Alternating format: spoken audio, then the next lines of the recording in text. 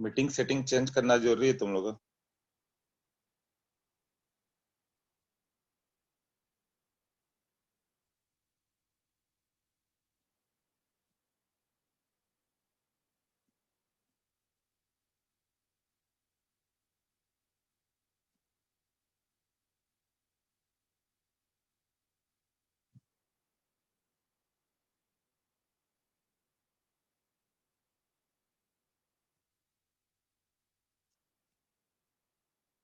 Concentration terms का doubt चाहिए।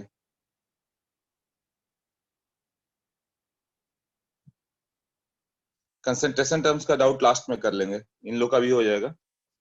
तो अभी मैं अगले बार लिमिटिंग रेजेंट कराने वाला हूँ, जिसको नहीं क्लियर हुआ होगा वो भी कल ज्वाइन कर सकते हैं। कब है मेरा बैच 2 के साथ अगला लेक्चर?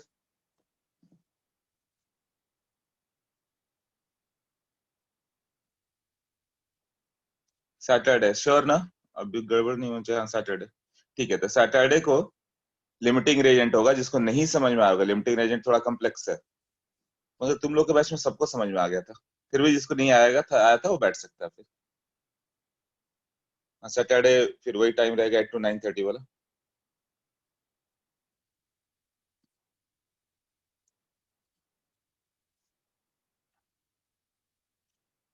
कुलम्बिक फोर्स ऑफ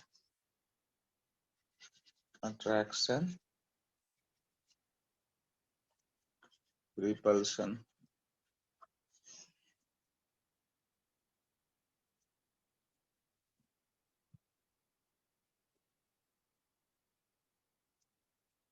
इसको ऐसे लिख सकते हैं, ये एक रूल है। ये कैसा होता है बताता हूँ मैं। रिपल्शन कब होगा? बिटवीन सेम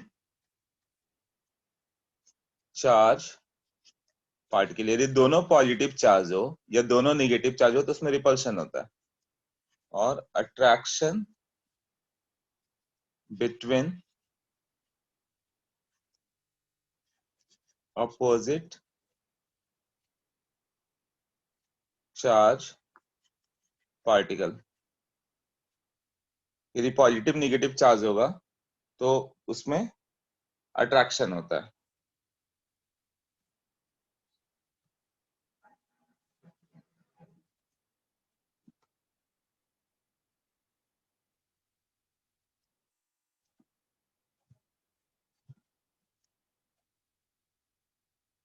देखो जैसे यहाँ पर ये प्लस चार्ज है, एक यहाँ पे इसके पास भी प्लस चार्ज है, इसमें आर है।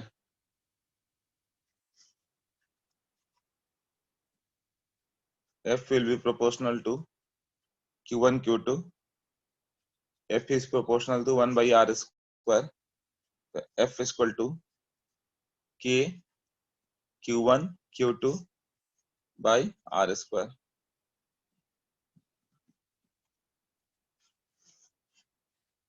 ये एक रूल है। कितने लोगों को मालूम है ये रूल?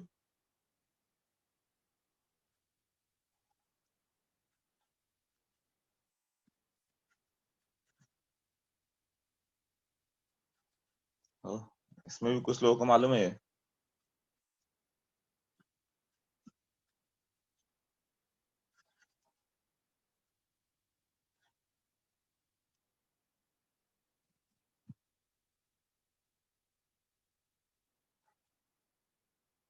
मालूम है।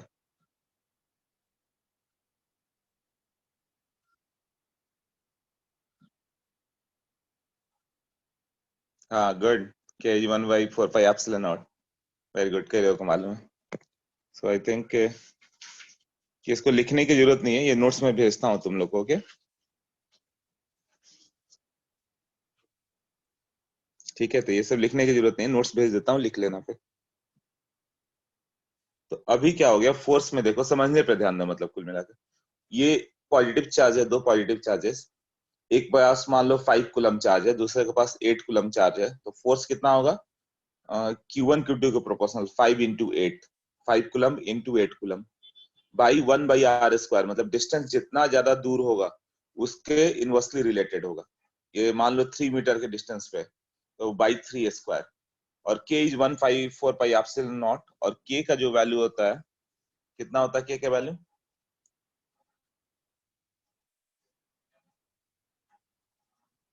किसी को मालूम है के का वैल्यू? हाँ करेक्ट, 9 इंटू 10⁻⁹ गुड। के Q1 Q2 by r square ये होता है ना, where k equal to 1/4 pi epsilon naught, यहाँ इसकी जरूरत नहीं पड़ेगी। और ये जो वैल्यू होता है 9 into 10⁻⁹, epsilon not is permittivity of free space. वो फ्री स्पेस जो है कितना परमिट कर रहा है, जैसे कि वो फ्री स्पेस एयर है तो इट इज 9 इंटू 10⁻⁹।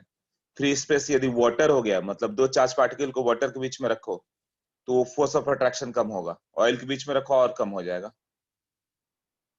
उसको दो बुक के बीच में रख दो, दो चार्ज पार्टिकल के बीच में बुक रख दो तो और कम हो जाएगा। एप्सिलॉन नॉट क्या है? Permittivity of free space. ये 9 into 10⁻⁹ for what? For air ले लो, और 1 होता है इन सीजीएस यूनिट। हाँ तो यूनिट क्या होगा के का? के का यूनिट देखा तो F/r² / Q1 Q2 स्क्वायर ना, तो फोर्स क्या हो गया? नीचे लिख देता हूँ, यूनिट ऑफ के विल बी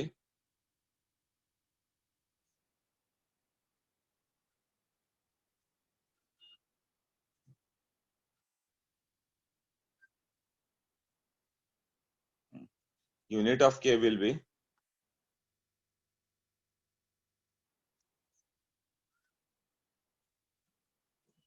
फोर्स, मतलब न्यूटन मीटर स्क्वायर पर कूलम स्क्वायर, ये यूनिट ऑफ के होता है।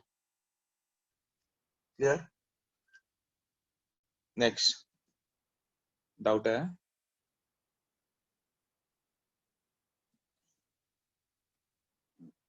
नहीं, लिखने की जरूरत नहीं है, मैं नोट्स भेज देता हूँ। कुछ मत देखो, एटॉमिक स्ट्रक्चर के नोट्स भेज देता हूँ। 9 इंटू 10⁻⁹ न्यूटन मीटर स्क्वायर पर coulomb square. K equal to 1/4 pi epsilon naught. K का एक वैल्यू होता है 1/4 pi, 4 pi is 3.14, epsilon naught वो आता है, एप्सिलॉन नॉट एयर का आता है 8.85 इंटू 10⁻⁻12। ये तुम लोग पढ़ोगे क्लास 12th में फिजिक्स में। फिजिक्स में क्लास 12 में ये एक चैप्टर है इलेक्ट्रोस्टैटिक्स, बहुत ही चैप्टर है, चाहो तो खुद से भी पढ़ जाओ, वो भी जाता है इलेक्ट्रोस्टैटिक्स। बट थोड़ा डेप्थ वाले क्वेश्चन नहीं होंगे, तो वहां पे एक रूल आएगा ये वाला, F = Q1 Q2/r²।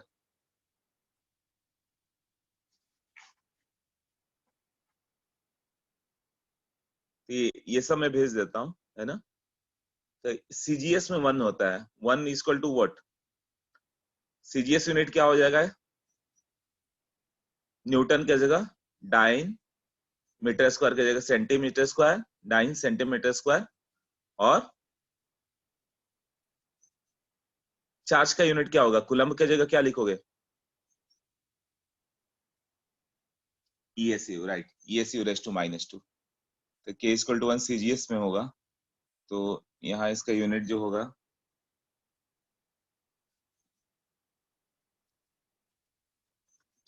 हो जाएगा डाइन व्हाट, मीटर की जगह सेंटीमीटर स्क्वायर, ESU²। तो हम लोग को इसी का यूज करना है। तो ये फिजिक्स का एक कंसेप्ट हो गया कि दो चार्ज पार्टिकल में यही फोर्स रहता है। क्लियर? अब देखते हैं।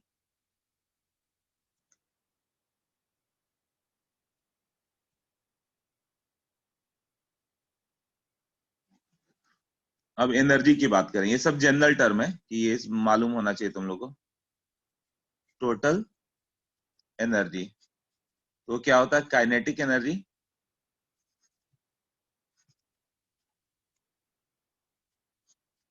Plus potential energy.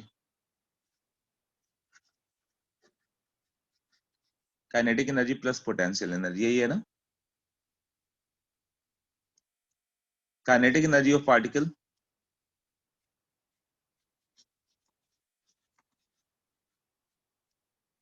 Kinetic energy of particle किसके कारण होता है? Due to motion. वो डायरेक्ट तुम्हें मालूम है कि वो कितना लिखना है, 12m × v², ये काइनेटिक एनर्जी होगा, ये तो सबको पता होगा। ओके, तो पोटेंशियल एनर्जी क्या होता है वो देखें, ये नहीं पता होगा। कितना होता है पोटेंशियल एनर्जी? ईएसयू बताया था ना, इलेक्ट्रोस्टैटिक यूनिट। एमजीएच होता है, देखो सबने एमजीएच लिखा, that is gravitational potential energy. I want electrostatic potential energy, एक आंसर आया है। इलेक्ट्रोस्टैटिक पोटेंशियल एनर्जी किसने बताया? Aryan Pawar. Okay,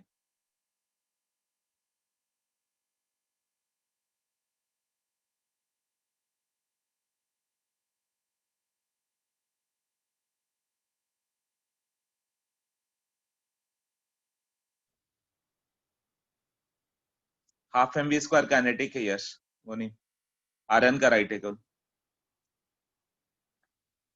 potential energy मतलब सब में स्टोर्ड होता है एक एनर्जी। देखो एक स्प्रिंग को प्रेस करके रखो, तो उसमें पोटेंशियल एनर्जी जैसे ही छोड़ोगे स्प्रिंग वापस जाएगा, कुछ फोर्स का वर्क कर सकता है वो। मैग्नेटिक पोटेंशियल एनर्जी, दो जैसे न्यूटन, नॉर्थ पोल और साउथ पोल, वो दोनों मैग्नेट को, बड़े बड़े मैग्नेट ले लो, दोनों को थोड़ा दूर रखो, जैसे ही छोड़ोगे दोनों आकर स्ट्राइक करेंगे, तो क्या होगा उसमें? पोटेंशियल एनर्जी था ना स्टोर्ड, जो वर्क कर सकता है।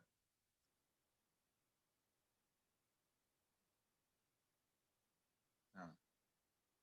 तो इसी तरह इलेक्ट्रोस्टैटिक पोटेंशियल एनर्जी है, दो चार्ज पार्टिकल को क्लोज रखो, प्लस प्लस चार्ज को, जैसे ही छोड़ोगे तुरंत जाके ऐसे बाहर की ओर जाएगा, तो उसमें एनर्जी स्टोर था ना, एनर्जी था ना एक पोटेंशियल एनर्जी, जो धीरे धीरे काइनेटिक में कन्वर्ट होते जाएगा बाहर जाएंगे तो। पोटेंशियल एनर्जी काइनेटिक होता है ना, जिससे किसी चीज को थ्रो करो ऊपर, आसमान की ओर थ्रो करो। तो पहले तुमने काइनेटिक एनर्जी दिया, अब काइनेटिक एनर्जी धीरे धीरे कम होते जाएगा और पोटेंशियल एनर्जी बढ़ते जाएगा, जैसे जैसे वो ऑब्जेक्ट ऊपर स्काई में जाएगी, आसमान की ओर जैसे जैसे जाते जाते रहेगा पार्टिकल, क्या होगा?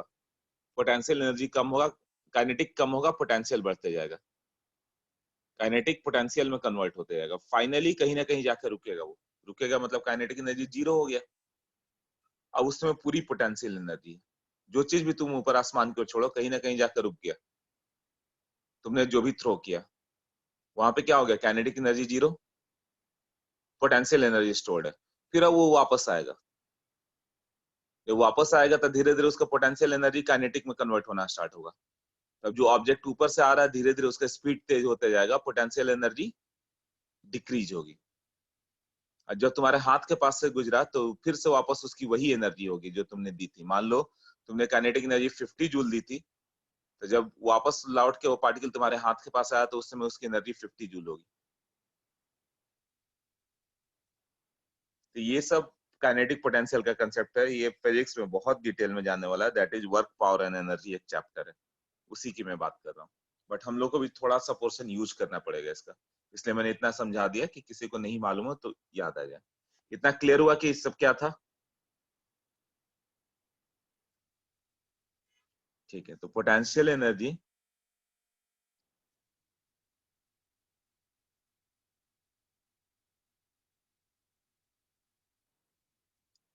Potential energy of particle is energy possessed by an object, energy possessed by an object by virtue of its position.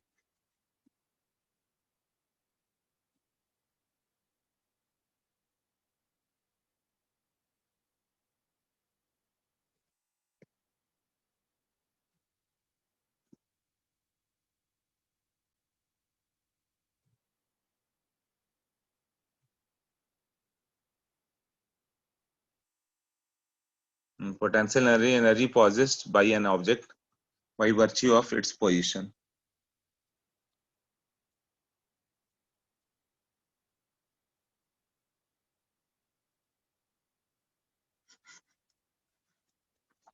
Potential energy is equal to K Q1 Q2 by R. ये आता है। अब इसका derivation वगैरह बाद में पढ़ोगे, जैसे कि अभी पोटेंशियल एनर्जी एमजीएस तुमने लर्न किया, और जो उसका डेरिवेशन बाद में पढ़ोगे gravitational potential energy, gravitational field भी पढ़ना है तुम्हें। एक चैप्टर आएगा, देखोगे चैप्टर नंबर 12 होगा, वहां पे एमजीएस डिराइव होगा। तो इसी तरह ये के Q1 Q2 बाई आर अभी लर्न कर लोगे। ये पोटेंशियल एनर्जी डिराइव कब होगा? क्लास 12th में। तो कोई भी चीज कितना वर्क डन कर सकता है, जितना change in potential energy, change in potential energy is actually work done ना।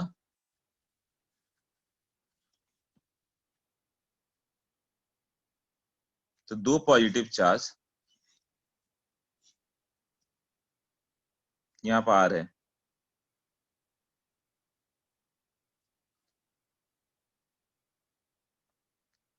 दो पॉजिटिव चार्ज हो गया। अब उसका डिस्टेंस बढ़ाते जाओ दोनों के बीच का, आर इंक्रीजेस, तो पोटेंशियल एनर्जी डिक्रीजेस इंक्रीजेस। जितना क्लोज रहेंगे दोनों उतना ज्यादा वर्क कर पाएंगे कि जितना दूर रहेंगे। जितना क्लोज रहेंगे उतना हाई एनर्जी है। करेक्ट। तो पोटेंशियल एनर्जी क्या हो गया? डिक्रीजेस। मतलब दो प्लस चार्ज को बहुत दूर रख दो तो फोर्स उतना पोटेंशियल एनर्जी बचा ही नहीं, बट दोनों को जैसे नजदीक रखो तो एक्सप्लोसिव टाइप है, तुरंत छूट के बाहर जाएंगे। उसी तरह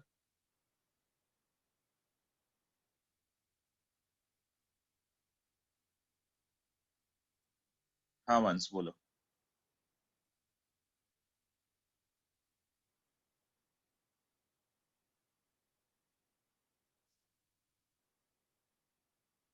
डाउट है बताओ। R decreases, potential energy increases. मतलब तुम चाहते हो कि दो पार्टिकल से कुछ काम ले, कुछ तोड़ फोड़ बचा दे, तो जितना नजदीक रखो उतना ज्यादा उसमें हाई एनर्जी है। हाँ वंश, अच्छा तुम्हें अनलॉक कर कुछ बोलो। बोलो। सर अपॉन आर स्क्वायर होना चाहिए ना? नहीं नहीं, पोटेंशियल एनर्जी में आर आएगा, फोर्स में आर स्क्वायर होगा। ठीक है सर।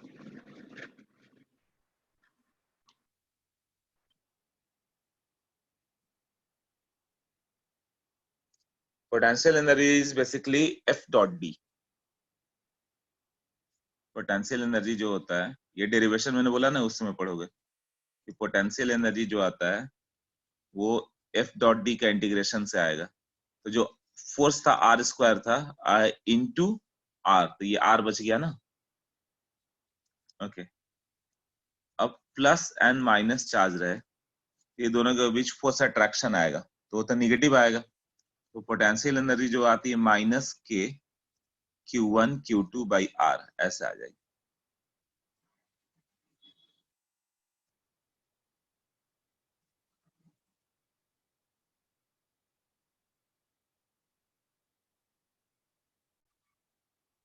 हाँ अब बताओ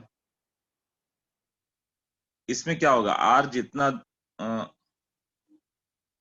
आर जनरली सोच सकते हो, r increases, so potential energy what?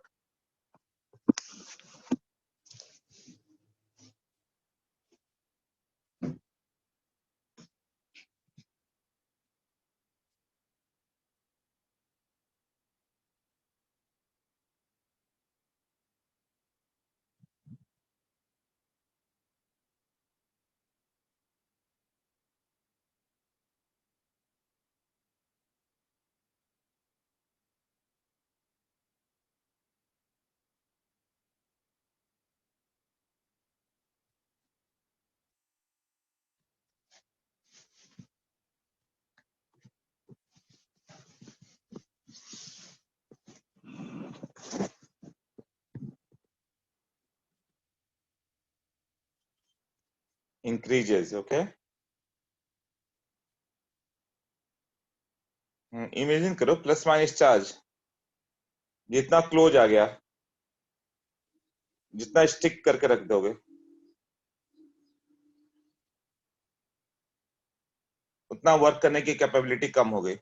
जितना उसको दूर रखा प्लस माइनस को, जैसे ही छोड़ोगे उतना ज्यादा एनर्जी है ना काम करने की, उतना वर्क कर सकता है।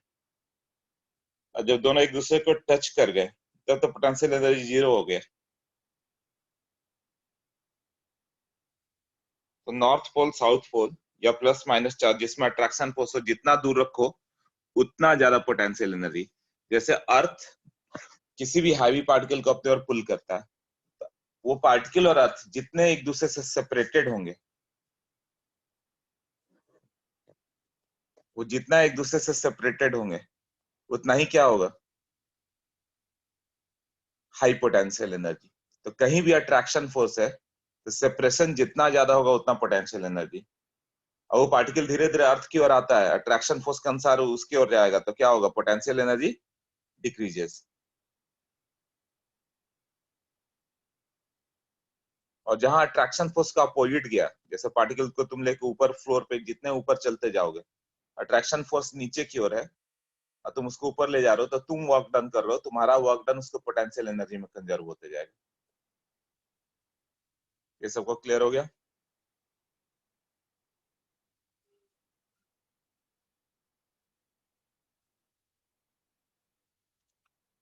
सो आर इंक्रीजेस पोटेंशियल एनर्जी। अच्छा नहीं क्लियर हुआ, रुको। माइनस साइन, एक Q1 एक पॉजिटिव था एक निगेटिव था, एक +5 कूलम एक -3 है, तो प्लस माइनस माइनस आ जाएगा ना। Change in potential energy equal to work done, नहीं समझ में आया? ओके देखो, किसी भी चीज को, ऑब्जेक्ट को तुम अर्थ से ऊपर ले जाओ तो तुम्हारी एनर्जी, तुम्हें ऊपर उठाने में वर्क करना पड़ेगा ना। किसी भी चीज को उठाना चाहते हो तो छोड़ना तो तुम्हारे हाथ में, छोड़ दो, अर्थ अपने और खींच लेगा उसे।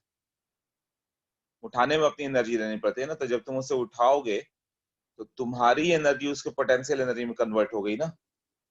तुम थक गए वर्क करके उसको उठाने में, लिफ्ट करने में, बदले में उसकी एनर्जी बढ़ गई, mgh।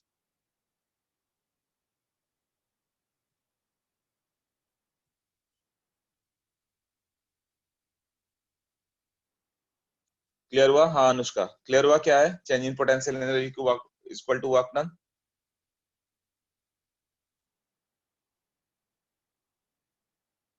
हाँ, तो अब ये क्या हो जाएगा कि पोटेंशियल एनर्जी कभी भी अट्रैक्शन फोर्स के अगेंस्ट जाओगे तो बढ़ेगा।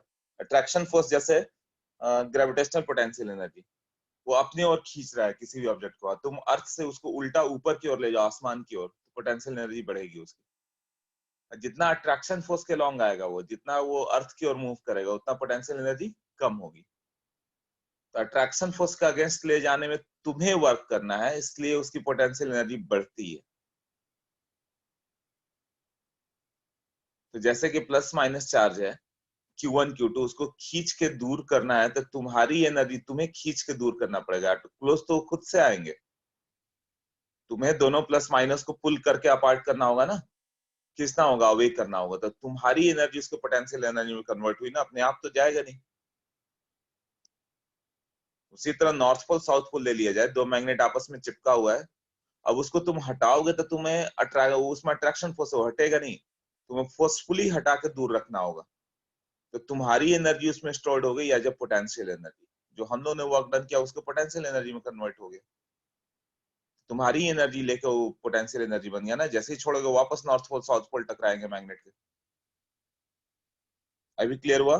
तो Q1 Q2 plus minus charge को तुमने जितना दूर किया उतना क्या हो जाएगा,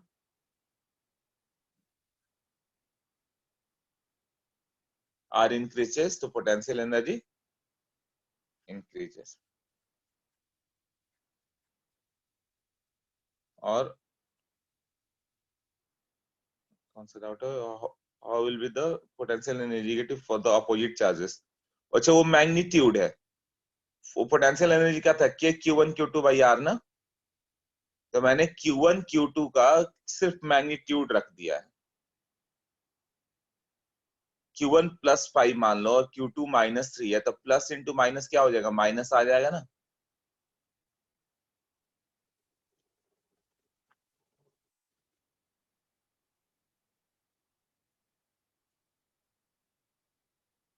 तो ये नहीं आ रहा, +5 कूलम -3 कूलम, तो इसके बीच जो पोटेंशियल एनर्जी होगी वो होगा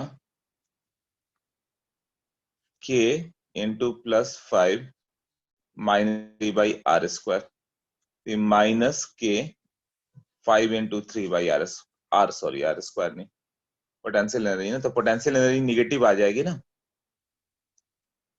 सोचो एक बार, सबको डाउट आ रहा है, 3-4 लोगों को जरूर डाउट।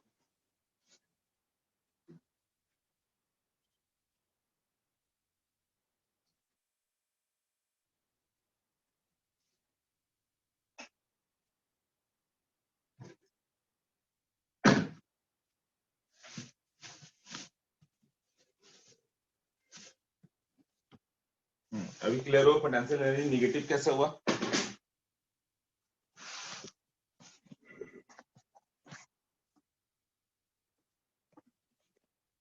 पोटेंशियल एनर्जी हो सकती है। अच्छा, इसके लिए कंफ्यूजन है कि निगेटिव एनर्जी कैसे ले रहे हैं। देखो, potential energy depends upon the reference. It is basically, थोड़ा डेप्थ में जाना पड़ेगा, ये सब कंसेप्ट क्लियर नहीं ना।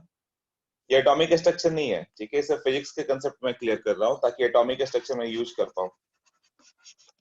चेंज इन पोटेंशियल एनर्जी वो के Q1 Q2 बाई आर है, के Q1 Q2 बाई आर। अच्छा एक बात बताओ, मान लो मैंने तुम्हें 10 रुपीज दिया, तो अब मैं ये बता सकता हूँ क्या कि तुम्हारे पास अब कितने पैसे हैं? जब तुम्हें 10 रुपया दिया मैंने, तो जितने थे 10 रुपीज ज्यादा हो गया, ये हम बता सकते हैं हम लोग कि सपोज तुम्हारे पास कुछ 100 रुपीज थे, अब 10 मैंने दे दिया, 110 हो गया। अब किसी बच्चे के पास 1 लाख रुपए है, तो 10 डाल दिया तो 1,10,000 हो जाएगा, है ना। अब किसी के पास कोई उधारी वाला बच्चा है, बाहर जाके वो मैकडी में कहीं कहीं खा कर आ गया, वो पूरा डेप्ट में ही चलता है, और उसके पास 1,000 रुपए का कर्ज था, 10 रुपए दे दिया मैंने, -990 बचे उसके पास। तो 10 रुपीज मेरे देने से उसके पास अब क्या है, वो कैसे बता सकते हैं? तो जब तुम वर्क डन कर दोगे तो तुमने अपनी एनर्जी इतनी डाली, बट पहले से उसमें क्या थी वो कैसे पता?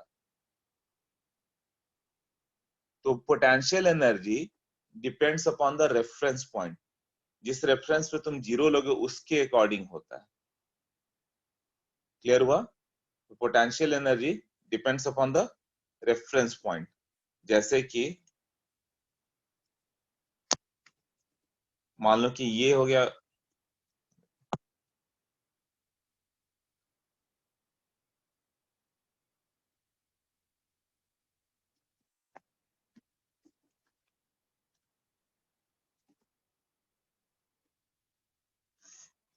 ये मान लो पोटेंशियल एनर्जी किसी पॉइंट पे 0 है।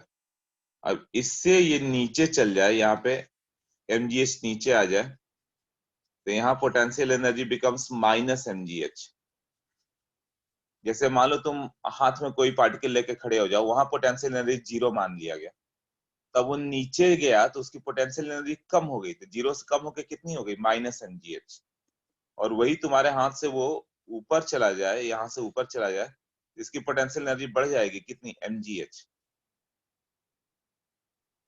तुम्हारे हाथ में कोई पार्टिकल है, तो उसकी एनर्जी mgh है, तो कहाँ से, किस रेफरेंस पॉइंट से? जिस फ्लोर पे हो तुम उसके रेफरेंस से। मान लो कि तुम 15वें फ्लोर पे हो, तो क्या 15 फ्लोर के रेफरेंस से mgh है, कि 14वें फ्लोर से, कि ग्राउंड फ्लोर से, कि सी लेवल से? तो हम लोग ये कभी बता ही नहीं सकते, ये चेंज इन पोटेंशियल एनर्जी है, दैट इज mgh। तो रेफरेंस पॉइंट बताना पड़ता है, mgh with respect to what? 15th floor का 15th फ्लोर, उसके रेस्पेक्ट पे mgh है।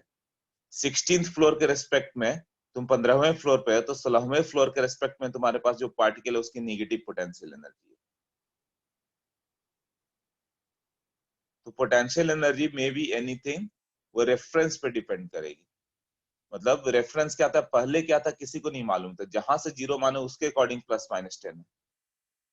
तो मैं जब भी मैं बोलूंगा कि मैंने तुम्हें 10 रुपीज दिया, तो बस ये बोलूंगा कि पहले जितनी थी उसके रिस्पेक्ट में अब 10 रुपीज ज्यादा है।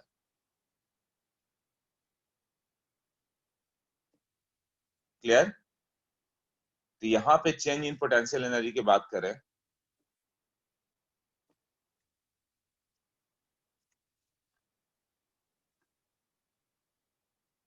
+q, तो इसको -q ले लो, ऐसा हो गया।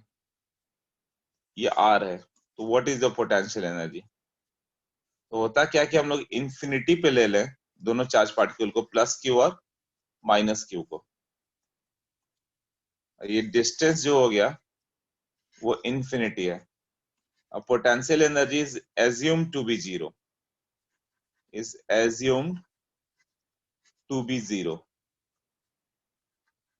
मतलब हम लोग ये मान लें कि दो प्लस माइनस चार्ज यदि इंफिनिटी पे है तो पोटेंशियल एनर्जी जीरो है। तब जब वो क्लोज आएगा तो क्या होगा पोटेंशियल एनर्जी? जब क्लोज आ गया तो पोटेंशियल एनर्जी इंक्रीजेज और डिक्रीजेस। अट्रैक्शन फोर्स से जब दोनों क्लोज आएंगे तो पोटेंशियल एनर्जी कम होते जाएगी ना, डिक्रीजेज। अट्रैक्शन फोर्स कहीं पे भी है तो पोटेंशियल एनर्जी कम हो जाएगी।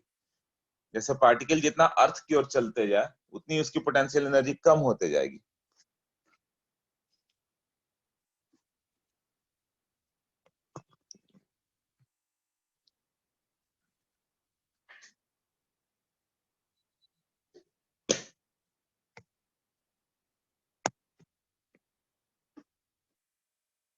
हाँ, तो जब वहां पे जीरो हो गया तो जब नजदीक जाओगे तो क्या होगा? जैसे मैंने बताया कि तुम्हारे हाथ में पार्टिकल है तो उसका जीरो पोटेंशियल एनर्जी मान ले। तो जितना अर्थ की ओर जाएगा उतना एनर्जी उसका रिलीज हुआ ना, तो वो निगेटिव चलता जाएगा, माइनस mgh होते जाएगा तुम्हारे रेफरेंस पॉइंट से। जैसे 15 फ्लोर पे तुम्हारे पास कोई ऑब्जेक्ट है, वहां रेफरेंस पॉइंट जीरो ले लिया गया, potential energy assume to be zero. तो जब वो 14 फ्लोर पे जाएगा तो पोटेंशियल एनर्जी और बढ़ जाएगी क्या? नहीं, इट विल डिक्रीज ना। तो 15 के रेस्पेक्ट में 14 फ्लोर पे पोटेंशियल एनर्जी कम हो गई।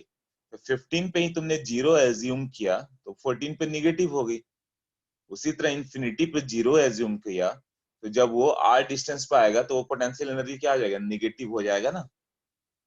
चेंज इन पोटेंशियल एनर्जी के Q1 Q2 बाई आर था। तो फाइनल पोटेंशियल एनर्जी अब क्या बच जाएगा यहाँ पे?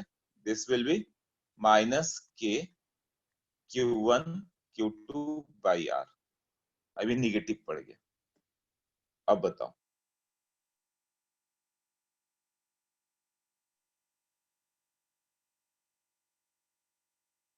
क्लियर हुआ?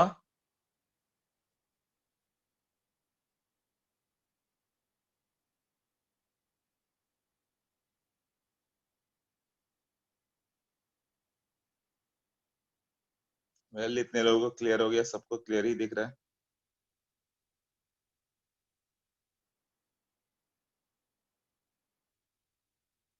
तो लो, मैंने फिजिक्स का एक कंसेप्ट क्लियर कर दिया तुम लोग का। खैर, अपने काम में बस इतना ही है ना कि पोटेंशियल एनर्जी माइनस के Q1 Q2 बाई आर है। 14-15 लोगों ने आंसर बोल दिया, यस यस यस, बाकी का नहीं पता। तो ये समझ के चलो कि ये अभी यूज नहीं है, सिर्फ मान लो पोटेंशियल एनर्जी नेगेटिव होता है। जिनको नहीं क्लियर हुआ उन्हें डीडी सर बाद में फिजिक्स में बताएंगे सब डिटेल में। वर्क पावर एनर्जी जब आएगा तो समझ जाओगे कब माइनस कब प्लस। केमिस्ट्री के लिए अभी हम लोग माइनस लेके चलेंगे, तो उसको फिर बार बार इतना डिटेल जाने की जरूरत नहीं है। फालतू की चीजों में ज्यादा जा रहा है। सिर्फ एक फॉर्मूला यूज करना है मुझे, इसके लिए इतना समझाया। ओके। हाँ, तो इसीलिए वो निगेटिव होता जाता है, रेफरेंस पॉइंट जीरो था। नाउ रुदरफोर्ड के एक पॉइंट पे मैंने बोला था कि एक क्वेश्चन कहीं कहीं आता है, दैट इज कैलकुलेशन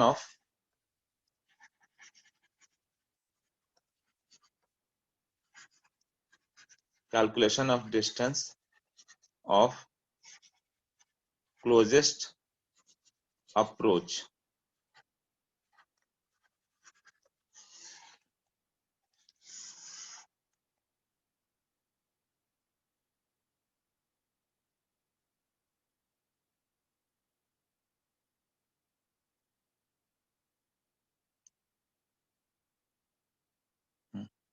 तो कोई भी चीज कितना क्लोज तक आ सकता है वो देख रहे हैं हम लोग। तो रुदरफोर्ड मॉडल की बात कर रहे थे। तो जब अल्फा पार्टिकल था, ये था अल्फा पार्टिकल, इस पे चार्ज होता है पॉजिटिव, वो न्यूक्लियस के पास जा रहा है। न्यूक्लियस पे भी क्या है? पॉजिटिव चार्ज है। कितना पॉजिटिव चार्ज होगा न्यूक्लियस पे? Z इंटू ई।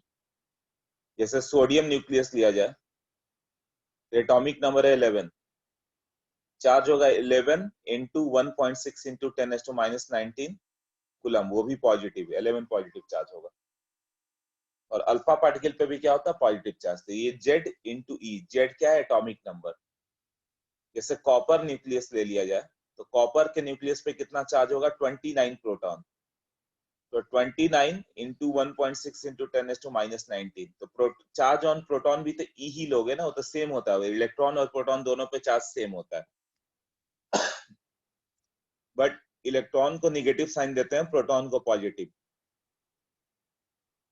ठीक है, इलेक्ट्रॉन को निगेटिव और प्रोटॉन को पॉजिटिव देते हो, उससे क्या होगा,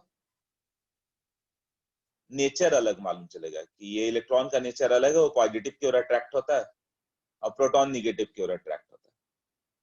क्लियर हुआ? तो इलेक्ट्रॉन और प्रोटॉन पे चार्ज सेम होते हैं, नेचर अलग अलग होता है, इसलिए माइनस प्लस साइन देते हैं। ये नहीं कि इलेक्ट्रॉन पे चार्ज कम है, प्रोटॉन पे ज्यादा है। ये भी पूछ लेता है कि इलेक्ट्रॉन पे चार्ज कम होता है क्या स्टार्टिंग के लिए, क्यों उस पे -1.6 दिख रहा है इसलिए। नहीं, इलेक्ट्रॉन प्रोटॉन दोनों का चार्ज सेम होता है। ठीक है, तो अल्फा पार्टिकल है, यहाँ पे Ze हो गया। अब करें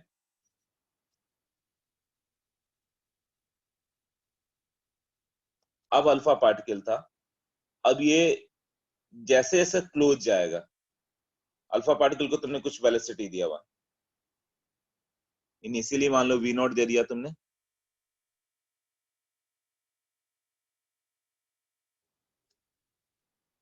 हाँ यहाँ पर है alpha particle at infinite distance. Infinite distance मतलब जरूरी नहीं कि बहुत बड़ा लिया जाए, इतना कि फोर्स जीरो हो जाए, मतलब उसको 10 मीटर के भी डिस्टेंस पे लोगे तो ऑलमोस्ट फोर्स जीरो होने लगेगा। इनफाइनाइट मतलब ये कि 10 मीटर 15 मीटर दूर चलेगा, ये नहीं कि पूरा इन्फिनिटी पे। अल्फा पार्टिकल यहाँ पे जैसे जैसे ये क्लोज जाएगा, इसका काइनेटिक एनर्जी यहाँ पे क्या होगा, रिपल्सन से घटेगा ना, जैसे जैसे और जाएगा यहाँ काइनेटिक एनर्जी और डिक्रीज होगी। काइनेटिक एनर्जी किस में कन्वर्ट हो रही है, पोटेंशियल एनर्जी ना। अल्फा पार्टिकल पॉजिटिवली चार्ज है, जैसे जैसे न्यूक्लियस की ओर गया दोनों में रिपल्सन स्टार्ट होगा। रिपल्सन स्टार्ट होगा तो कितनी भी तेज वेलोसिटी से आए, धीरे धीरे उसकी वेलोसिटी कम होते जाएगी। फाइनली क्या होगा, कहीं ना कहीं जाके ये रुकेगा, यही कहीं ना कहीं पहुंचेगा जहाँ काइनेटिक एनर्जी क्या हो जाएगा, इसका जीरो। यहाँ पे काइनेटिक एनर्जी बिल्कुल इसका पोटेंशियल एनर्जी में कन्वर्ट हो गया। इनफाइनाइट डिस्टेंस पर हम लोग क्या मान लेते हैं कि पोटेंशियल एनर्जी क्या मानेंगे, जीरो, और यहाँ पे काइनेटिक एनर्जी जीरो और पोटेंशियल एनर्जी कुछ ना कुछ होगा। तो पूरी की पूरी काइनेटिक एनर्जी पोटेंशियल में कन्वर्ट होगी। इमेजिन कर लो, न्यूक्लियस को और अल्फा पार्टिकल को भेजा गया तो दोनों में पॉजिटिव पॉजिटिव चार्ज है, रिपल्शन होगा। तुम उसे थ्रो कर रहे हो तेज वेलोसिटी से, फास्टर वेलोसिटी से, वो क्या होगा, धीरे धीरे न्यूक्लियस की ओर बढ़ेगा, बट दोनों में रिपल्शन होगा। रिपल्शन से दो पॉजिटिव चार्ज के रिपल्शन से क्या होगा, दोनों का फोर्स डिक्रीज होगा, और डिक्रीज होते होते कहीं ना कहीं फोर्स जाके वो जीरो हो गया, कहीं ना कहीं उसकी वेलोसिटी जीरो हो गई। तो काइनेटिक एनर्जी किस में कन्वर्ट हो गया, पोटेंशियल एनर्जी में।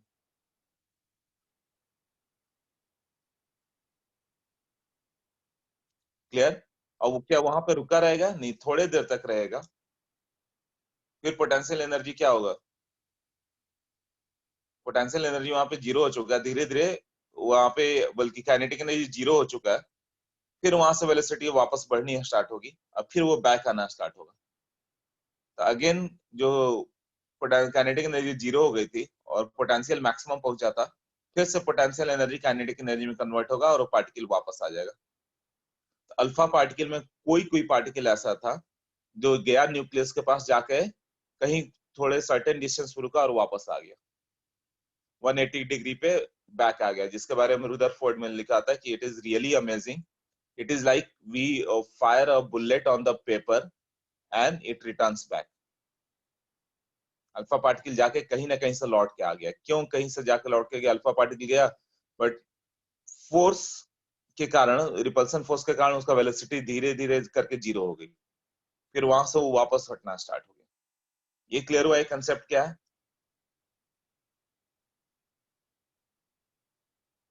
नहीं, न्यूक्लियस हैवी, हम लोग मान के चलेंगे कि न्यूक्लियस, वही बताया ना, न्यूक्लियस इज रिजिडली बाउंडेड।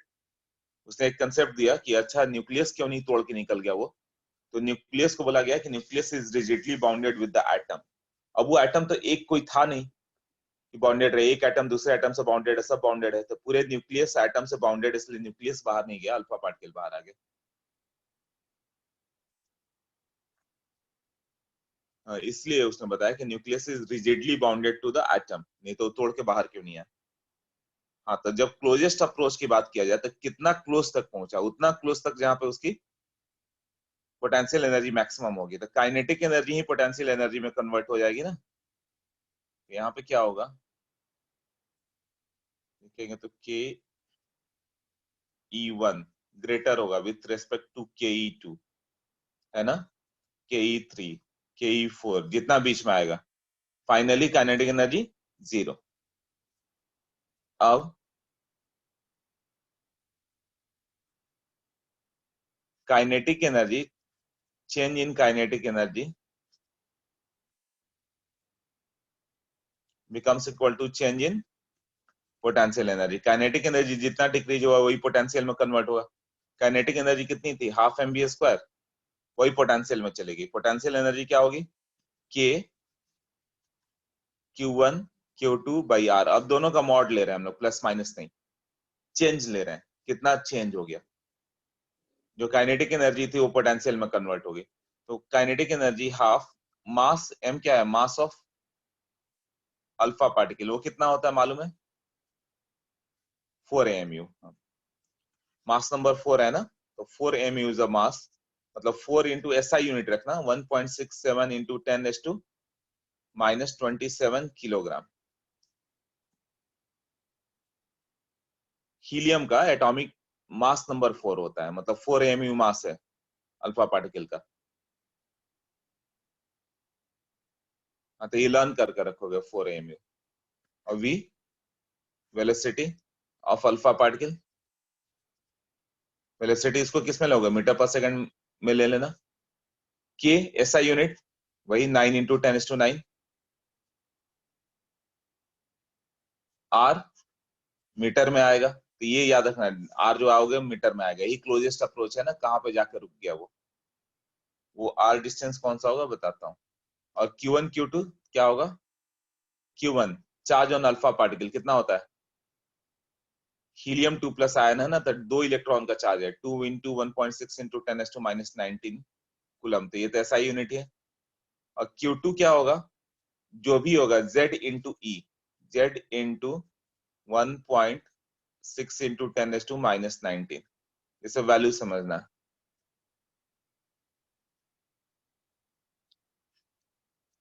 ये क्लोजेस्ट अप्रोच है, r is the closest approach, जहां पे जाकर रुक गया, कितना क्लोज तक जाकर रुका, 1 मीटर 2 मीटर, कितना दूर जाकर रुक के वापस आ गया।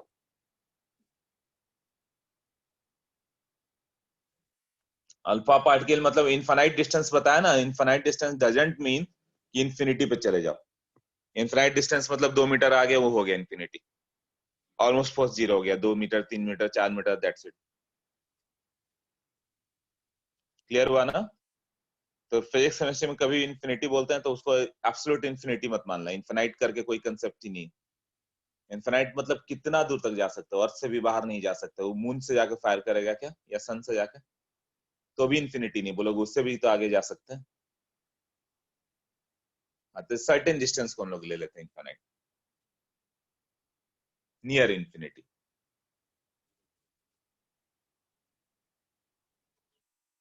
ओके, तो इसके वैल्यूज सही से रखने आने चाहिए। तुम्हें देगा कि alpha particle is fired at the speed of, उस दे देगा 300 मीटर पर सेकंड।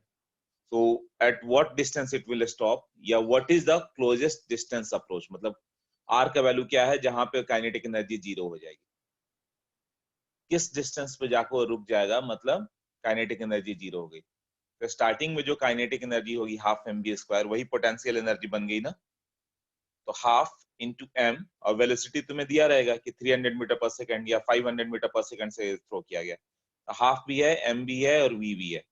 और आर पूछेगा तुमसे, के का वैल्यू मालूम है अभी 9 इंटू 10⁻9 जो बताया। Q1 Q2 चार्ज है, चार्ज क्या होगा, अल्फा पार्टिकल पर चार्ज फिक्स है, हीलियम 2 प्लस, तो 2 इंटू 1.6 इंटू 10⁻⁻19। और वहां पे मान लो कि गोल्ड प्लेट लेता वो, तो गोल्ड का जेड का वैल्यू 79 होता है, तो Q2 हो जाएगा 79 इंटू 1.6 इंटू 10⁻19। जिंक ले लेता तो जिंक का 30 इंटू 1.6 इंटू 10⁻⁻19। क्लियर हुआ ना? सोडियम लेता तो सोडियम में 11 प्रोटॉन है, तो 11 इंटू 1.6 इंटू 10⁻⁻90।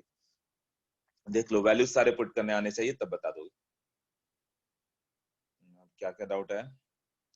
एटॉमिक मास और मास नंबर अलग होंगे? नहीं, दोनों सेम है। एटॉमिक मास और मास नंबर आइसोटोप्स के लिए अलग हो जाता है। मोस्टली मास नंबर थोड़ा अलग आ जाता है एटॉमिक मास से, जैसे मैग्नीशियम 24 है, बट एटॉमिक मास 24.3 होता है। तो फ्रैक्शनल क्यों आता है atomic mass? Due to isotopes. Isotopes के लिए एटॉमिक मास एवरेज लेना होता है, n1 m1 plus n2 m2 divided by n total, ऐसे होता है ना?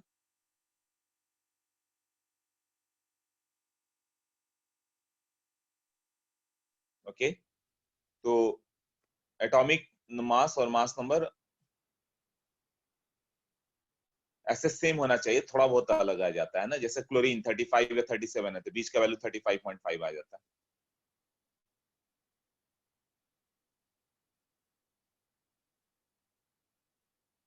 ओके, और क्या था? क्लोजेस्ट डिस्टेंस पे, हाँ, न्यूक्लियस मूव, ठीक है, ये सब बता दिया। 6 एटॉमिक मास, रुदरफोर्ड के, हाँ, ये भी बता दिया। Can we determine the distance r? हाँ, यही आर ही डिटरमाइन करना है तुम्हें, वही पूछेगा कि आर क्या है, तो इस फॉर्मूला से आ जाएगा ना, बाकी सब मालूम रहे। वेलोसिटी तो दिया होगा, वो वेलोसिटी दिया रहता है उसमें, इतने स्पीड से थ्रो किया गया तो कितना दूर जाकर रुकेगा। बिना वेलोसिटी से कैसे बताओगे कितना दूर जाएगा? जैसे कोई पार्टिकल को तुम्हें दिया जाएगा 10 मीटर पर सेकंड से फेंका तुमने आसमान में, कितना दूर रुकेगा? 40 मीटर पर सेकंड से थ्रो किया तुमने, कहां पे जाकर रुकेगा? 50 मीटर पर सेकंड से रुका, कहां पे रुकेगा? तो वेलोसिटी के अकॉर्डिंग ही रुकेगा ना। हाँ, जेड का वैल्यू एटॉमिक नंबर, यदि बिगर पार्टिकल है तो दे देगा, जैसे गोल्ड वगैरह 79। गोल्ड तो याद रखो, चूंकि उसने गोल्ड पे एक्सपेरिमेंट किया था कि 79 है। वसुधा, नॉट अंडरस्टैंडिंग, अच्छा, बिल्कुल नहीं समझ में आया। और वानी का एटॉमिक मास और एटॉमिक नंबर अलग होता है। वाई जेडी, जेडी तो जेडी अभी क्लियर है ना Vallabh?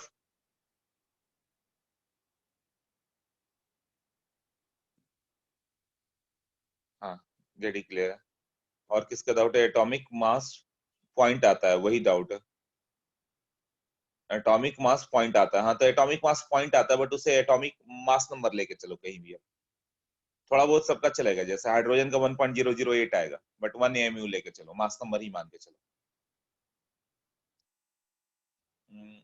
How is the formula change in potential energy? अब ये फिजिक्स का पार्ट है, ये मेरा पार्ट नहीं है, कि change in potential energy equal to change in kinetic energy कैसे आता है। तो फिजिक्स में सर डिटेल में बताएंगे, एक चैप्टर ही है वर्क फॉर एनर्जी, तो मैं वो समझाऊंगा तो पूरा फिजिक्स पे चलना पड़ेगा, तो उधर क्यों जाऊं? हम लोग को केवल फॉर्मूला यूज करना है। Change in potential energy equal to change in kinetic energy, जिन लोगों ने पहले से पढ़ा हुआ है उन्हें क्लियर हो गया है। तुम लर्न कर लो, है ना, कि potential energy equal to kinetic energy. बाकी सर जब जाओगे तो फिजिक्स में से बहुत सारे क्वेश्चन मिलेंगे, 100 क्वेश्चन कम से कम होंगे, जहाँ चेंज इन पोटेंशियल एनर्जी को काइनेटिक एनर्जी करना होगा, क्यों करना होगा वो भी क्लियर हो जाएगा। Okay, what is the formula change? हाँ, अनुष्का का डाउट था, अभी क्लियर है ना? आर क्लोजेस्ट डिस्टेंस है, हाँ, जिस पे रुकेगा, राइट वानी।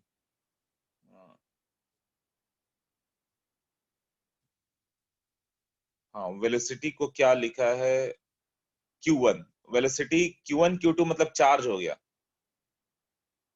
अल्फा पार्टिकल पे चार्ज Q1 और न्यूक्लियस पे चार्ज Q2, तो अल्फा पार्टिकल पे चार्ज 2 इंटू ई, 2 इंटू 1.6 इंटू 10⁻⁹ क्लियर?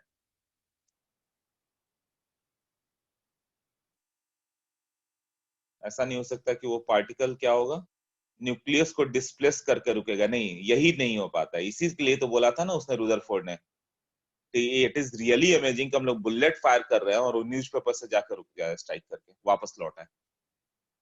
पेपर कितना थिन होता है, गोल्ड फॉइल उसका उतना ही थिन था कि दिख भी नहीं रहा था, और उसमें अल्फा पार्टिकल जैसे एनर्जेटिक रेज डाला गया और अल्फा पार्टिकल वापस आ गया। तो उसने बोला कि ये कैसे हो सकता है कि मतलब बुलेट को फायर किया जाए और पेपर से स्ट्राइक करके पेपर नहीं फटा, उल्टे बुलेट वापस आ गया, मतलब गोल्ड फॉइल को कुछ नहीं, वो अल्फा पार्टिकल वापस आ गया। तो उसने बताया कि इसका मतलब nucleus is very rigidly bounded to the atom, वो बाहर नहीं जा सकता। Clear clear. What is the value of Z into E? Z E मतलब क्या हो गया? न्यूक्लियस पे चार्ज, जैसे कि कॉपर न्यूक्लियस के कितने क्लोज जाएगा? तो कॉपर पे चार्ज क्या होता है? 29 प्रोटॉन, तो 29 इंटू 1.6 इंटू 10⁻⁻19 कूलम चार्ज होगा। कोई तुमसे पूछे कि पोटेशियम पे क्या चार्ज होता है, पोटेशियम के न्यूक्लियस में, तो पोटेशियम में क्या होता है? एटॉमिक नंबर तुम्हें मालूम होना चाहिए, तब बताओगे। तो एटॉमिक नंबर उसका 19 है, Z19 है। तो न्यूक्लियस पे चार्ज कितना होता है? Z इंटू ई, मतलब 19 इंटू 1.6 इंटू 10⁻⁻19, 19 इंटू 1.6 इंटू 10⁻⁻19। नहीं, अल्फा पार्टिकल से इलेक्ट्रॉन को कोई फर्क नहीं पड़ेगा। इलेक्ट्रॉन्स को, वो क्लाउड है, वो बाद मालूम चला क्यों नहीं पड़ता, वो पूरा क्लाउड है, क्लाउड कुछ नहीं कर सकता।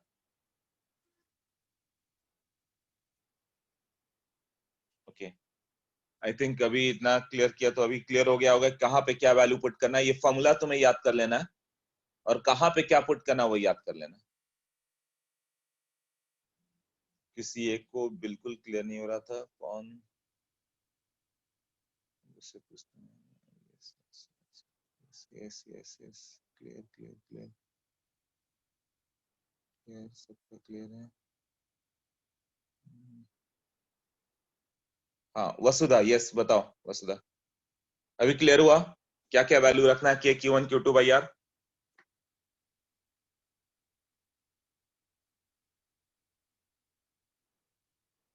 हाँ, ये सब जो वैल्यू हो गया k Q1 Q2 by r equal to half m v square, सबका वैल्यू रखना आना चाहिए, बस हो जाएगा तुम्हारा काम। क्यों कैसे, वो तो फिजिक्स में फिर से क्वेश्चन आएगा तुम्हें, डेप्थ वाले भी आएंगे, बस अभी इतना ही रख लो। इस तरह से हम लोग को कर लेना। क्लियर? तो मिनिमम कितना हो गया, आर मिनिमम वो कैलकुलेट हो जाएगा कि जहां पे जाकर रुकेगा। तो मिनिमम क्लोजेस्ट अप्रोच क्या होगा? जो एकदम टच कर रहा है, मतलब न्यूक्लियस को टच करके लौटा है, यही होगा ना। द वेलोसिटी बहुत ज्यादा है। हाँ, यदि सेम एक्सपेरिमेंट को डिफरेंट मीडियम करोगे, ऑयल के बीच में रख दो अल्फा पार्टिकल और इसको, तो के का वैल्यू अलग हो जाएगा। फोर्स के Q1 Q2 by r square है ना, तो के अलग अलग होते जाएगा अलग अलग मीडियम का।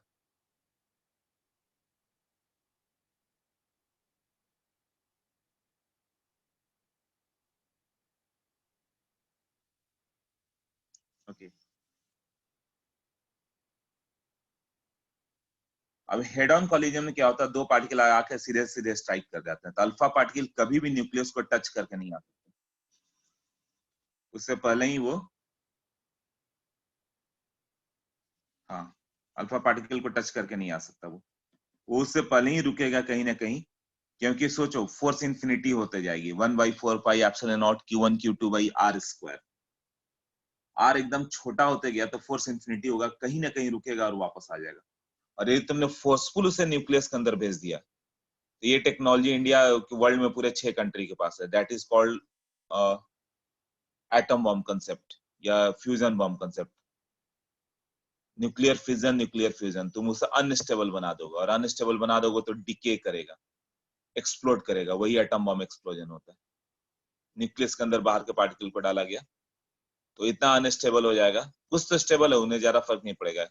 जो अनस्टेबल न्यूक्लियाई पहले से हैं, उनमें तुमने यदि कुछ न्यूट्रॉन गन से स्ट्राइक कर दिया तो एक्सप्लोड कर जाएंगे, वही एटम बॉम्ब कहलाता है। बट इतना आसान नहीं है कि उसको न्यूक्लियस के अंदर भेज दो, नहीं तो वर्ल्ड में सबके पास ये न्यूक्लियर वेपन्स होते हैं। इंडिया ने जब 96 में किया था, India was only 6th country जिसके पास ये टेक्नोलॉजी थी, हाइड्रोजन बॉम्ब। डेंसिटी के डिफर करने से डिफर होता है। डेंसिटी के, डेंसिटी डेंसिटी नहीं है, के is what, permittivity of free space, medium dependent है। हाँ, वो मतलब तुम ये बोलना चाहते हो कि अलग अलग मीडियम लेंगे, अलग डेंसिटी की होगी, के वैल्यू अलग होगा।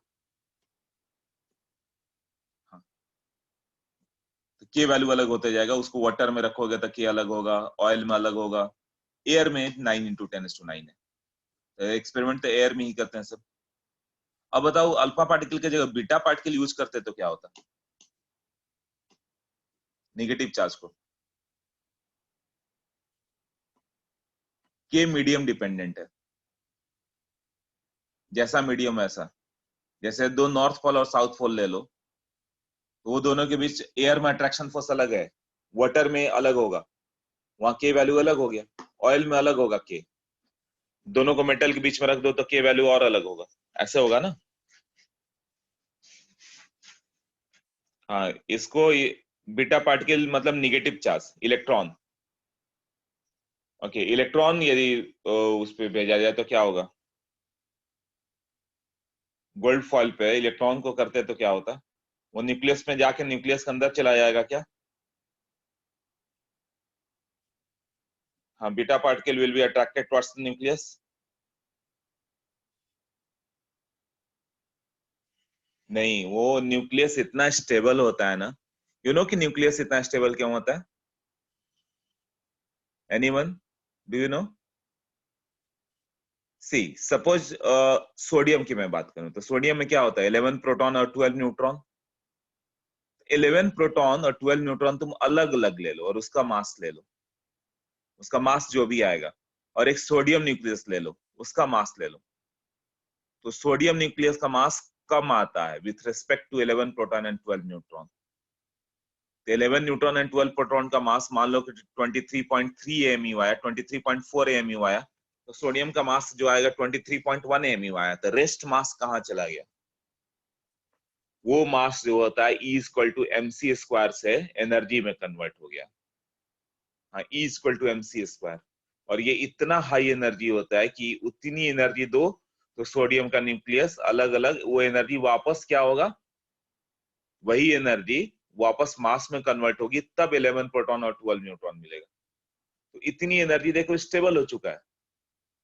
जैसे कि दो हाइड्रोजन एटम ले लो, तो दो हाइड्रोजन एटम क्लोज आएंगे तो पेयरिंग करके एनर्जी रिलीज करते हैं, तो एनर्जी रिलीज कर दी है, उसी को हम लोग बोलते हैं बॉन्ड एनर्जी। H2 की एक बॉन्ड एनर्जी है।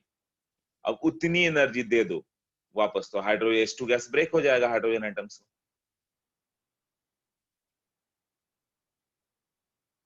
क्लियर हुआ कैसे, H2 को उतनी एनर्जी दोगे तो H एटम्स में ब्रेक होगा वो। अब इसी तरह मान लो कि कोई सोडियम में ये मेटल है, जैसे आयरन है, आयरन सॉलिड का सॉलिड के फॉर्म में मिल जा रहा है तुम्हें नेचर में, क्यों, दो आयरन एटम जब क्लोज आएंगे तो एनर्जी रिलीज किए, उसने मेटालिक बॉन्ड बनाया। दो आयरन एटम्स के बीच में क्या है, मेटल्स के बीच में मेटालिक बॉन्ड होता है, तो उतना एनर्जी रिलीज करके वो स्टेबल हो गया, उतना एनर्जी रिलीज करके स्टेबल हो गया, तो वापस उतनी एनर्जी दो तब मेटल एटम सेपरेट होंगे। क्लियर हुआ, तो मेटल एटम सेपरेट करने के लिए वापस एनर्जी देना होगा, तो कोई भी चीज जो एनर्जी रिलीज कर चुका है वापस उसे एनर्जी दोगे तो ही ब्रेक होगा। तो न्यूक्लियस इतना ज्यादा एनर्जी रिलीज कर चुका है कि वो ब्रेक होगा ही नहीं। तो वाटर पे तुम इलेक्ट्रॉन डालो, प्रोटॉन डालो, कुछ भी डालो, वो वापस आ जाएगा। बल्कि मेटल पे, आयरन मेटल है, उसको इलेक्ट्रॉन दो प्रोटॉन दो, एक्सेप्ट ही नहीं करेगा, उसका न्यूक्लियस स्टेबल पड़ा हुआ। वही गोल्ड का है, गोल्ड का पार्टिकल, गोल्ड का न्यूक्लियस इतना स्टेबल है कि उसे इलेक्ट्रॉन दो, प्रोटॉन दो, अल्फा पार्टिकल दो, किसी चीज को एक्सेप्ट नहीं करेगा, सब स्कैटर्ड होके आ जाएंगे, चाहे वो अल्फा हो, चाहे बीटा हो, चाहे गामा हो, जो कुछ भी रहे, जो भी पार्टिकल होगा स्कैटर्ड होगा, क्योंकि वो हाईली स्टेबल है, वो अनस्टेबल नहीं होना चाहेगा किसी चीज को लेकर। इसलिए तुम बीटा पार्टिकल भी भेजोगे, मतलब इलेक्ट्रॉन्स को फायर किया जाए, तो वो भी जाके अल्फा की तरह ही स्कैटर्ड हो जाएगा। सेम लाइक जैसे स्टोन पे तुमने पानी फेंका तो क्या होगा, स्टोन पानी को एब्जॉर्ब करता है क्या, नहीं, स्कैटर्ड हो जाएगा वो। हाँ, बाकी एनर्जी कंसेप्ट चलते रहेगा, वो काइनेटिक एनर्जी पोटेंशियल में, कुछ हीट में कहीं भी जा सकती है, वो सब अलग हो गया, बट एब्जॉर्ब नहीं करेगा। तो वो पूछता है क्वेश्चन, तो क्या हो जाएगा, इट विल बी स्कैटर्ड।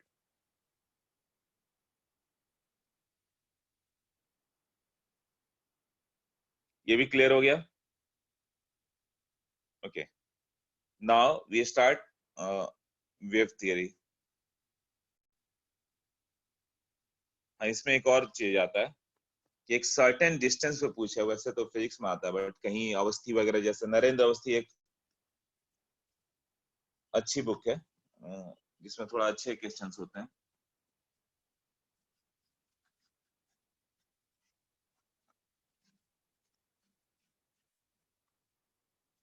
ये फिजिकल केमिस्ट्री की बुक है। बुकलेट के अलावा तुम सिर्फ इसको रख सकते हो, और ये सबके लिए था, तुम्हें आईआईटी जेईई वाला लेना। इसमें बहुत ही टफ सम होंगे, है ना, बट कंसेप्ट क्लियर करने वाले होते हैं।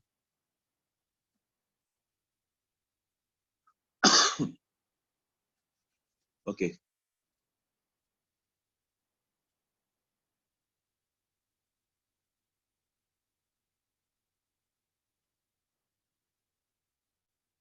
अब पीडीएफ पे चल जाएगा, कभी कभी यूज करना, मेन बुकलेट ही तो करना है।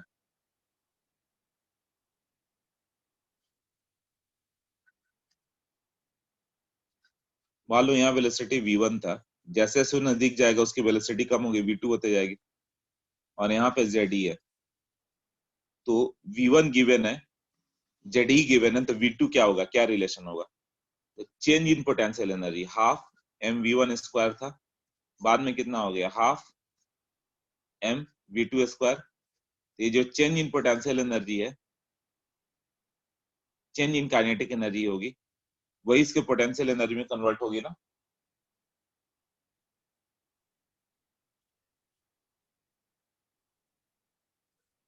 तो पहले पोटेंशियल एनर्जी हम लोग क्या मान के चल रहे हैं, 0, और बाद में पोटेंशियल एनर्जी क्या मान ले रहे हैं, 0, और बाद में पोटेंशियल एनर्जी क्या मान के चल रहे हैं, -1/4 माइनस के, ये कितना होगा, Q1 Q2 बाई R। ऐसा भी क्वेश्चन आ सकता है, या ऐसे लिखो, total energy at position 1 equal to total energy at position 2, ऐसे लिख सकते हैं ना, इससे ज्यादा क्लियर हो तुम लोग को, क्योंकि वर्क पावर उतना क्लियर नहीं है। Ke2 प्लस Pe2 ऐसा भी लिख सकते हो ना, एनर्जी कंजर्व होगा, तो Ke1 कितना है, हाफ mv1 स्क्वायर, और Pe1 कितना होगा, स्टार्टिंग में 0 मान के चल रहे इंफिनिटी, Ke2 कितना हो गया, हाफ m v2 स्क्वायर, और उसमें पोटेंशियल एनर्जी कितना हो गया, पहले 0 था, अब तो मॉडुलस लिखना पड़ेगा ना, राइट, तो ये Pe2 पहले 0 था,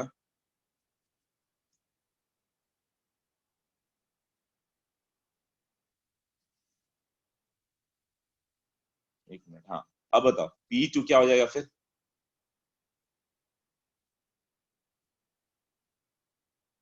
वहां पे हम लोगों ने क्या ले लिया, Q1 Q के Q1 Q2 बाई R,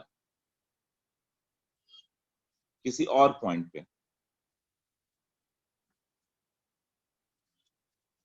के Q1 Q2 by R for closest approach, जहां पे जाकर रुकेगा, क्लोजेस्ट अप्रोच क्या होगा, V2 विल बी 0, यही होगा ना, क्लोजेस्ट अप्रोच पे V2 0 कर देते, सिर्फ डायरेक्ट फॉर्मूला हो गया, half mv square equal to k Q1 Q2 by R।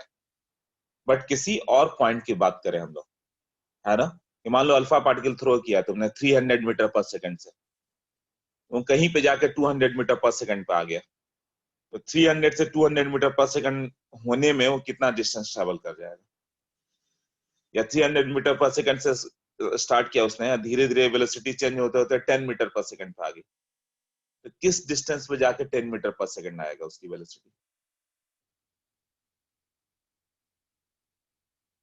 Clear हुआ।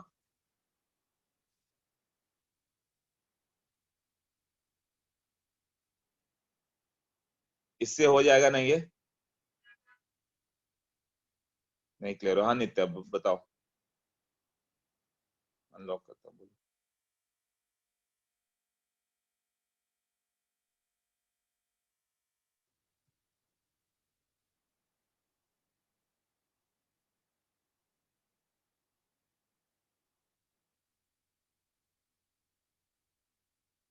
हाँ नित्य बताओ क्या नहीं क्लियर हुआ। सर आपको कैसे पता चला हमको इधर एनर्जी को कंजर्व करना है?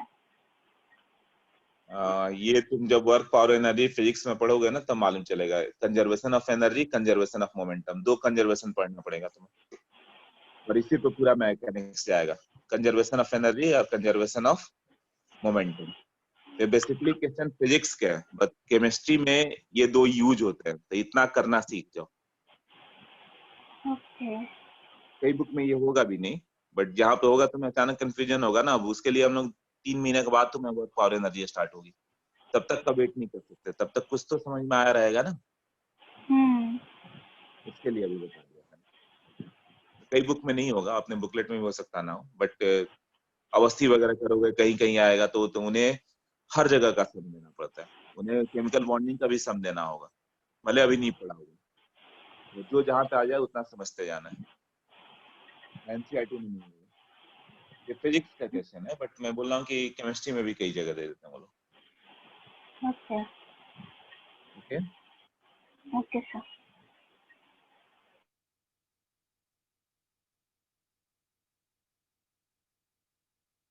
एनसीईआरटी में नहीं है।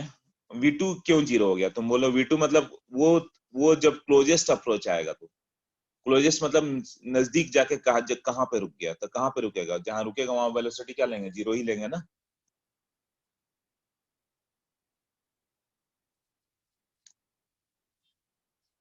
Sir P2 will be negative, वो चेंज इन पोटेंशियल एनर्जी हो गया, वही बताया ना, जो काइनेटिक एनर्जी होगा अब उसका मॉड ले लो, जो भी काइनेटिक एनर्जी में डिक्रीज होगा वही उसके पोटेंशियल एनर्जी में कंजर्व हो जाएगा। तो प्लस माइनस साइन अभी तुम लोग को कंफ्यूज करेगा, बट मॉडुलस तो क्लियर है ना, कि जो भी चेंज इन काइनेटिक एनर्जी हो गया, half mv1 square minus half mv2 square, वही उसको पोटेंशियल एनर्जी बना दो, तो potential energy kq1q2 by r।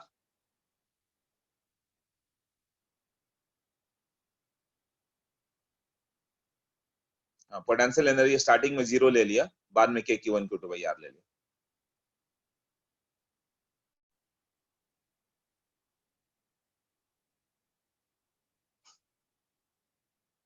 ठीक है, चलो ओवर करें, अभी मैं ये नोट्स भेज देता हूँ तुम लोग को, हमें दूसरा लेक्चर स्टार्ट करना है तो बंद करता हूँ अभी। ओके, और बैच 2 के लिए कल लेक्चर है मेरा, क्या बैच 2 के साथ कब है? अभी सैटरडे में है ना?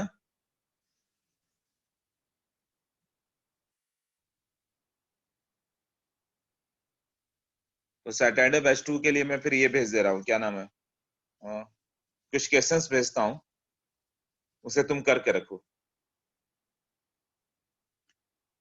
क्वेश्चन भेज देता हूँ, और इसका रिकॉर्डिंग भी नहीं भेजा हुआ ना, रिकॉर्डिंग भेज देता हूँ, क्वेश्चन भेज देता हूँ, और तुम लोग के लिए दोनों भेज दूंगा। ठीक है, एटॉमिक स्ट्रक्चर थोड़ा धीरे धीरे ही पढ़ रहे हैं हम लोग, समझ में तो आएगा। हाँ बोलो, किसका डाउट है?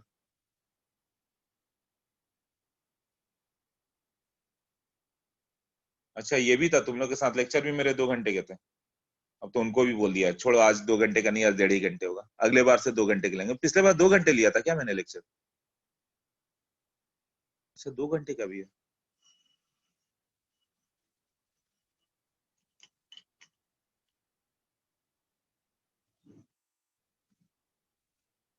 अच्छा टाइमिंग मैंने ध्यान ही नहीं दिया, ये भी है क्या?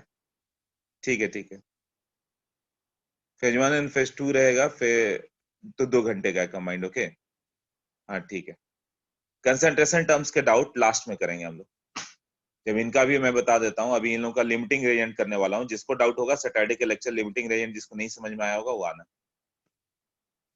उनका लिमिटिंग रेजेंट होगा, उसके अगले सेशन में कंसंट्रेशन टर्म इनका होगा, अगले मंडे या ट्यूसडे जब भी लेक्चर रहता है इनका, और उसके अगले बार में वो डाउट्स चला जाएगा फिर। ओके